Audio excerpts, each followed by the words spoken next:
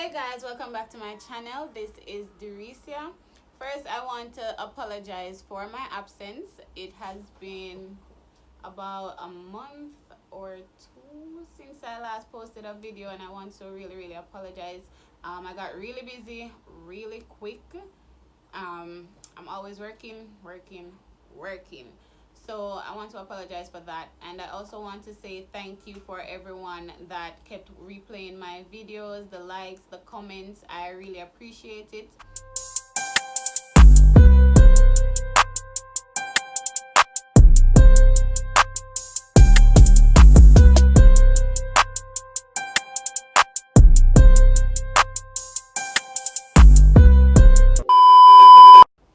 So today's video is going to be a story time about the time I was almost kidnapped.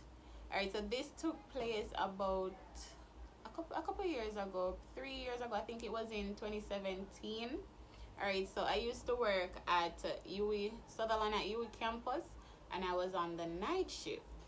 So I left work about 11 o'clock, 12 o'clock the night. They have a staff bus, but the bus only takes us to Spanish Town.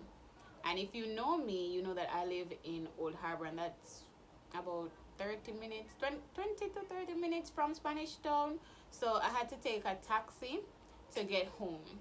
So when the bus dropped me off in Spanish Town, I was with my friend Malik.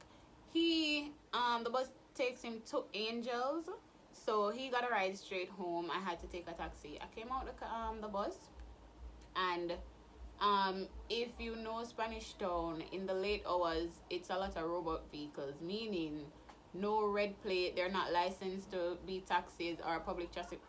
What is it again? Public passenger vehicles. So I know I had to take a taxi that wasn't a red plate. I don't like doing it, but I had to.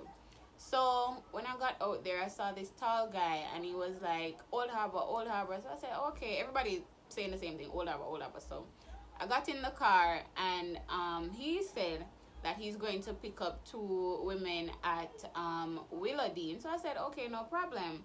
He was waiting there for a little bit, but then he drove off. He said that, okay, the night is not busy, so I'm just going to go ahead and pick up the 2 ladies out at Willowdean and head to Old Harbor. So I said, cool. So it was just me and the driver in the car. I know, stupid move. So it was just me and the driver in the car, and he drove off, and he was on his way to Willowdean, and he started calling the ladies, but he wasn't getting through. So he was like, do you have any credit? So I said, no, I don't have any credit. So okay, cool. Driving. When we got to Willowdean now, he stopped, and he tried calling them again, calling, no answer. So I don't know, but in my head I'm like, this is weird. If it's 12 o'clock in the night and you want someone to pick you up, you're not going to miss the call. It's just not going to happen. You're not going to miss the call. So he was there, I'm not getting them. And then he was like, okay, I'm just going to go. So I said, okay, cool, let's go. And when we got to, I think it was Macookspin. Alright guys, I'm going to be calling places that some of you probably don't know, but that's on the way from Spanish Town to Old Harbor. When we got to Macookspin now, I have dogs. So on this side of the road, on the left side of the road,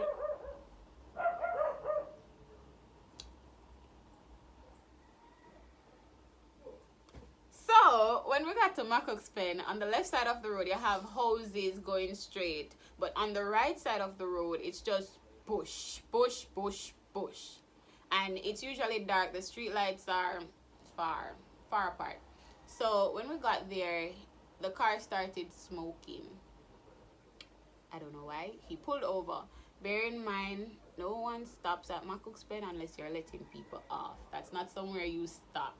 So he pulled over, and he came out the car. He checked the front part, and then he's like, okay, we can get to Old Harbor. So I'm like, fine, let's do this. And after we leave Macookspin now, we drove off, and I was in the front, and I don't know, something just kept saying, put your hand up on the window because the window was down. All the windows were down. The two back windows, the two front windows were down. But I put my hand in the window like this, and I catch on the side of the window. And in my peripheral, I saw the back window behind the driver go up. So that started freaking me out now. And then when I look behind me, I see that the back window on my side is now up. So I'm like, okay, this is what we not finna do. So I make sure I have my hand in the window. And I plug my phone in on charge because I wanted to get some percentage. And we kept driving and driving. There's this long stretch of road between Makuxpen and Gutters. Long, dark, bushy. There are no houses, nothing. So no one turns off or anything like that out at that part. So we're driving. And he's trying to talk to me. And he's like, oh, where in Old Harbor are you going? So I said, I'm going in the town. So he's like, okay. And he was like, I was going to take the ladies, like when you go up the clock and turn. So I'm like, up the clock and turn? Where up the clock and turn? It's a four-way street, right? So you come up the clock, you pass the clock, go straight north, turn left, turn right. Which way? So he's like, go up the clock and turn. So I said, turn where? Where were you going? No. If you come from Old Harbor, you know the place. So no one is going to say go up the clock and turn. You're either going to say Bayside, or you're going to say Claremont side, or if you go straight past the clock, you're going to say probably down to Avery. So you're going to give the names of places. So when he said go up the clock and turn now, I started thinking, does this man really know where he's going? I don't think so. But anyways, I'm already in the car. I cannot come out because, as I said, it's a long stretch of road. It's dark. It's lonely. I would not get any vehicle at all from there to take me to Old Harbor. So I was in the car still.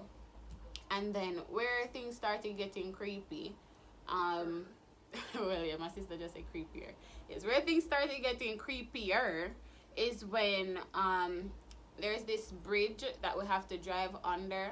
So we drove under the bridge, and right after the bridge, it's still dark. Yes, so under the bridge is still dark because, as I said, this is after midnight. No street light, nothing. But this was like the last dark patch of road before we got to Gutters civilization. Well, sort of. But there is light in Gutters. So I'm like, at this point, I'm nervous bad. Like, I was so scared. All I was thinking is like, okay, where this man I go turn off and take me away. That's what was going through my head. The whole stretch of the way right after we leave Willardine, come straight to the bridge, because I'm saying, all right, so there is a whole lot of bushes. He could turn off everywhere. So I was like, okay, where am I gonna turn off? What is he going to do? What am I gonna do with me? So when we got to Gutters now, I assumed, okay, I'm in the clear. But homeboy said, psych. So after we drove under the bridge, and it's the last patch of dark road. I could literally see the light up ahead. But he started to pull over the car, started turning off on the dark side. So he started turning off my hand on the window. It started winding up. Because remember I said that my hand was in the window, so I feel my hand going up. At that time, honestly, I stopped thinking. I just acted.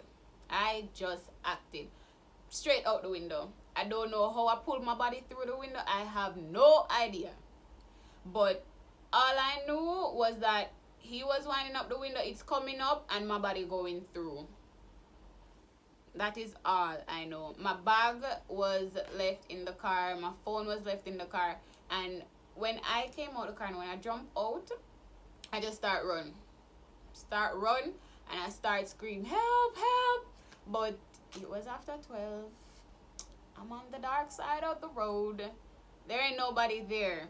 So I started running and screaming, and little little before Gutters, there is this guest house. I think it's a guest house or a motel or something named Philly Place. So the wall at Philly Place kind of high. I jump right over the wall, run and jump right over the wall, and next thing I hear dogs barking, running towards me. So I jump over the wall, adrenaline still in my system. I hear the dogs barking, so I jump back over the wall. And this time the guy speed off to Gutters way. But cars were coming down, so I didn't want to stay out on the front of the road just in case he drove back down. So I jumped back over the wall. The dogs are over there still. I jumped back over the wall. I just decided, okay, I'm either going to battle the dog or I'm going to battle this guy. And I chose the dog. So the security post out there, I went there and I knock on the security post. I knock on the post and I say, help, help, help.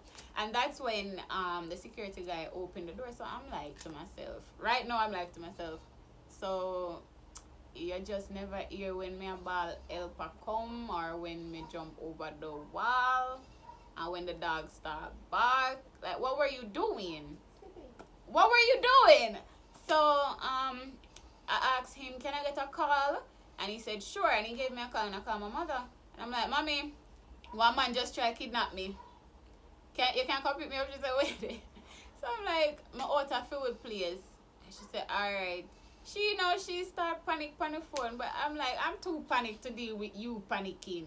Let me just hang up. And I started waiting. And I'm pacing. Like, I was so nervous. My heart was beating so fast. Like, even standing there with the security guy, I was nervous. Because I'm like, I don't know you. I don't trust you. So I'm there waiting. And Mommy come. They pick me up, bring me back home. The next morning, I went to report it. When I got to the station now, the police questioning me. And I'm telling him everything. God damn. So I'm telling him everything that happened. This guy is going to be like, how do you know he was trying to kidnap you? How do you know that he wanted to do something? So I'm like, sir, no one turns off on that side of the road. Nobody. So it's like, oh, but he could have just been doing this, that, WTFs. What the hell? So the police guy is asking me, like, how do I know this guy was going to kidnap me? So I'm like, what should I have done? Should I have stayed in the car to see what happened? Should I have let whatever was going to happen, then I come report it and say, oh, this guy did this? So I was annoyed. I was so annoyed. Because this is the day after and I'm no longer scared. I'm just annoyed. And I got to the police.